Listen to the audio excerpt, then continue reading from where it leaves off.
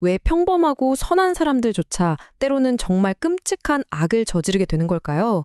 인류의 가장 오래되고 또 가장 어두운 질문 중 하나죠. 오늘 그 답을 한번 찾아보겠습니다. 자, 이 질문을 한번 시작해보죠.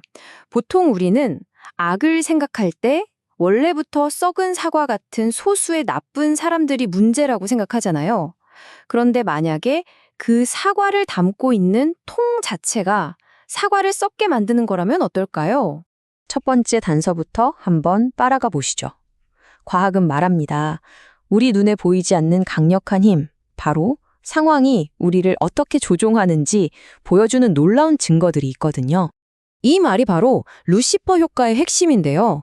스탠퍼드 감옥 실험, 다들 들어보셨죠? 평범한 학생들이 하룻밤 사이에 잔혹한 교도관으로 변해버렸습니다. 또 밀그램 실험에서는 보통 사람들이 그냥 권위자가 시킨다는 이유만으로 다른 사람에게 전기 충격을 가했어요. 특정 상황이 우리 안에 잠자고 있던 괴물을 어떻게 깨우는지 보여주는 정말 소름 끼치는 증거죠. 이 세 가지 요소가 모이면요, 개인의 도덕성을 완전히 마비시키는 아주 강력한 시스템이 만들어집니다. 먼저 군중 속에 숨어서 나를 감추는 익명성, 그리고 까라면 까야지 하는 거부할 수 없는 권위의 압박, 마지막으로 다들 하는데 뭐 나만 빠질 순 없지 하는 동조 심리, 이 세 가지가 합쳐지면 선한 사람도 악의 길로 들어서게 되는 겁니다. 하지만 이게 단순히 상황 탓만으로 끝날 문제일까요? 아닐 겁니다. 이제 한꺼풀 더 벗겨내고 우리 스스로가 우리 머릿속에서 만들어내는 교묘한 속임수들을 들여다볼 차례입니다. 바로 인지부조화라는 개념인데요. 이게 우리가 스스로를 속이는 마법, 즉 자기 정당화의 엔진 같은 겁니다. 생각해보세요. 우리 뇌는 나는 좋은 사람이라는 믿음과 내가 방금 나쁜 짓을 했다는 현실 사이의 모순을 견디지 못하거든요. 이 불편함에서 벗어나려고 우리는 이야기를 바꾸기 시작합니다. 이 3단계가 바로 악으로 향하는 미끄럼틀이에요. 아주 간단해 보이죠? 먼저 나쁜 행동을 저지릅니다. 그럼 마음이 불편해지죠? 그때 아니야, 그럴 만한 이유가 있었어. 걔들이 당해도 싸. 라면서 생각을 바꿔버리는 겁니다. 정말 무서운 건요, 한번 이렇게 길을 닦아놓으면 다음번엔 훨씬 더 쉽고 빠르게 그 미끄럼틀을 타고 내려간다는 사실입니다. 우리 마음은 이렇게나 정교한 도구들을 사용합니다. 상대를 나와 같은 사람이 아닌 그냥 벌레, 쓰레기 같은 대상으로 만들어버리고요. 나 혼자 한 것도 아닌데 뭐 하면서 책임을 흩어버리죠. 또 우리의 대위는 신성하니까 이 정도는 괜찮아 라면서 모든 행동을 정당화하기도 합니다. 결국 이런 과정을 통해 악한 행동이 정상적인 것, 심지어 옳은 것으로 둔갑하게 되는 겁니다. 자, 그래서 핵심은 바로 이겁니다. 만약 우리가 악이 어떻게 작동하는지 그 방식을 알 수 있다면 이걸 거꾸로 돌려서 선함의 공식을 만들 수 있지 않을까요? 놀랍게도 심리학은 그렇다고 답합니다. 지금부터 악의 공식을 그대로 한번 뒤집어 보겠습니다. 첫 번째, 비인간화의 해독제는 바로 개별화입니다. 상대를 무슨 집단이나 어떤 라벨로 보는 게 아니라 고유한 이야기를 가진 한 명의 사람으로 바라보는 거죠. 다음은 책임감의 스위치를 다시 켜는 겁니다.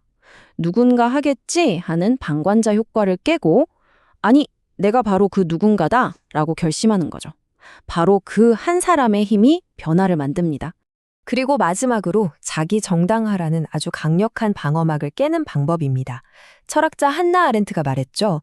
악은 어떤 특별한 괴물이 아니라 생각하기를 멈춘 평범함에서 나온다고요. 혹시 내가 틀린 건 아닐까? 이렇게 끊임없이 질문하는 비판적 사고야말로 악에 대한 최고의 백신입니다. 그런데 말이죠, 여기서 정말 흥미로운 지점이 나타납니다. 우리가 지금까지 살펴본 이 현대 심리학의 지도가 정말 놀라울 정도로 오래된 고대의 기록과 마치 쌍둥이처럼 닮아있다는 사실 알고 계셨나요? 성경엔 인간의 악을 전혀 다른 각도에서 진단합니다. 우리의 몇몇 행동이 잘못된 게 문제가 아니라 우리 내면의 운영체제, 즉 마음 자체가 근본적으로 손상되었다고 주장하죠. 이건 마치 수천 년 전에 쓰인 아주 오래된 진단서 같습니다. 이 고대의 관점은 악의 뿌리를 크게 세 가지로 요약합니다. 첫째, 선과 악을 내 맘대로 결정하려 했던 교만한 선택, 즉 타락. 둘째, 끝없는 이기심으로 오염된 우리의 마음. 그리고 마지막으로 모든 선함의 근원으로부터 스스로를 끊어버린 영적 단절. 자, 이제 이 두 관점을 나란히 놓고 보면요. 정말이지 아하 하는 순간이 찾아옵니다.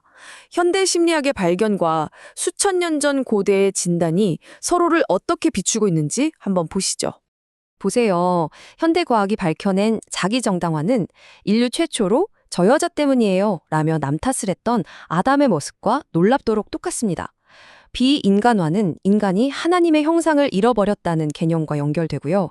우리를 압박하는 상황의 힘은 세상 풍조에 휩쓸리지 말라는 경고와 정확히 일치하죠. 수천 년의 시간을 뛰어넘어 두 개의 다른 지도가 같은 곳을 가리키고 있는 겁니다. 문제가 이렇게나 깊고 오래된 것이라면 도대체 치료법은 뭘까요? 바로 이 지점에서 현대적인 길과 고대의 길이 근본적으로 다른 해결책을 내놓습니다. 이 그림이 두 해결책의 차이를 아주 명확하게 보여줍니다. 한쪽은 인간의 노력, 즉 내가 무엇을 하느냐 두에 기반해서 위로 올라가려는 시도, 바로 종교입니다. 반면 다른 한쪽은 위에서 아래로 내려온 도움의 손길, 즉 이미 무엇이 이루어졌느냐 넌에 기반한 복음이죠. 스스로를 개선하려는 노력과 외부의 개입을 통한 구원의 차이라고 할 수 있습니다. 그래서 복음이라는 말은요, 더 착하게 사는 법에 대한 규칙 모음집이 아닙니다. 그보다는 우리가 스스로를 고칠 수 없다는 사실을 전제로 한 일종의 구조 작전에 대한 소식, 즉 기쁜 소식을 의미합니다.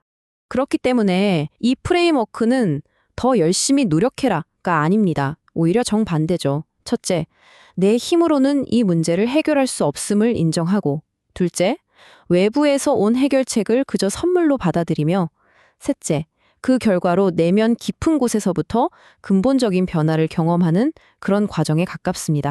결국 핵심 주장은 이것입니다.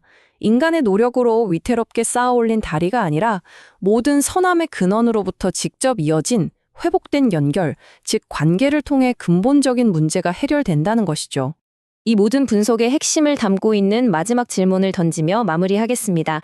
만약 악이 우리 안에 깊이 박힌 망가진 프로그램이라면 우리는 과연 우리 자신의 힘만으로 그것을 고칠 수 있을까요? 여러분 각자가 깊이 생각해 볼 문제입니다.